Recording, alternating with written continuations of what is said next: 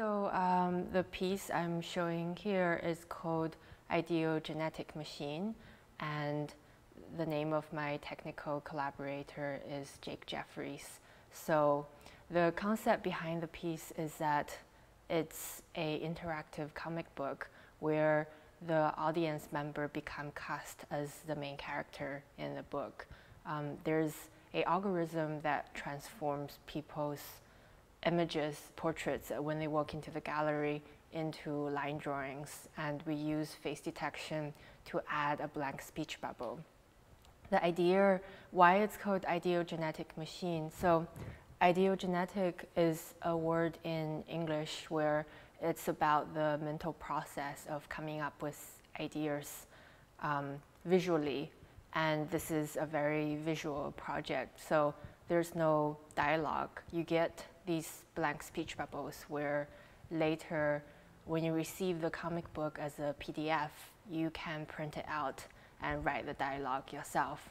And it's all about the way we can take seemingly unrelated images together and form a narrative out of them. So this is the camera when you first walk into the space, and there's a keyboard and a mouse.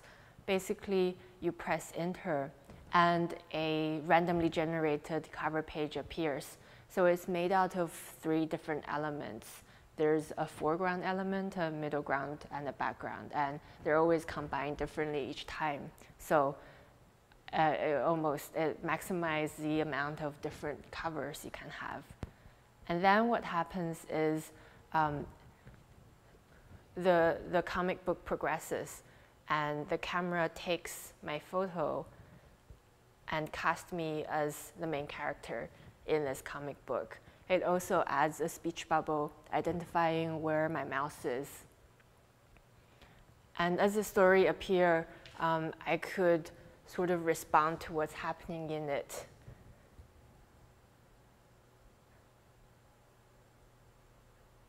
And I could come up with my own theories as to what the story is.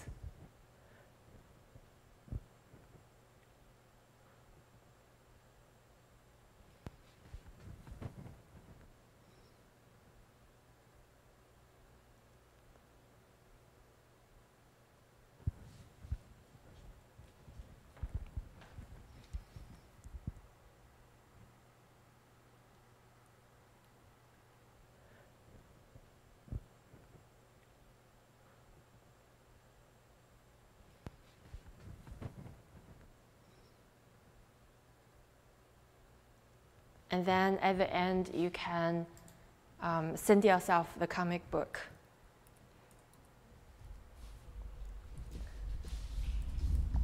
By typing in your email address, like this. And then it has been sent. So later, you can print out your comic book, scribble your own stories into it, and then give it to friends. So it's really important that people are able to take a copy of their comic book home, because part of the original inspiration for this project is thinking about this hierarchy we have in our culture. So why is certain kind of cultural products more valued than others? And some of my very profound artistic experiences come from reading comic books, whether it's Tintin, or I'm so excited to be in Belgium, by the way, for that reason, or whether it's a new independent comic book, so which I feel like doesn't get enough credit. Maybe in Belgium it's more valued, but in the United States, for example, I don't think as many people still, they don't realize the important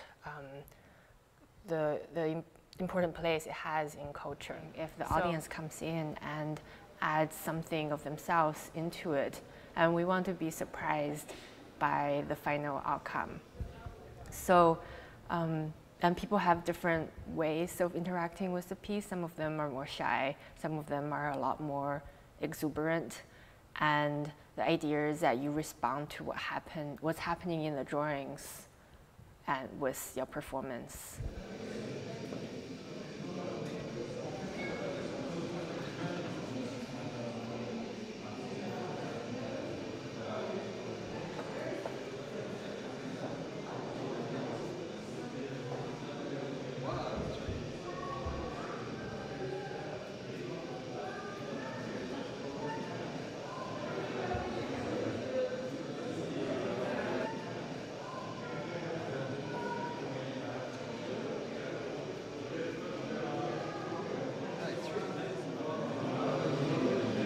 Personally, a lot of my work is about the aesthetic risk of setting up a system and then allowing the audience to intervene in different ways. Because to me, the outcome is much, much more exciting if I can't quite control what happens.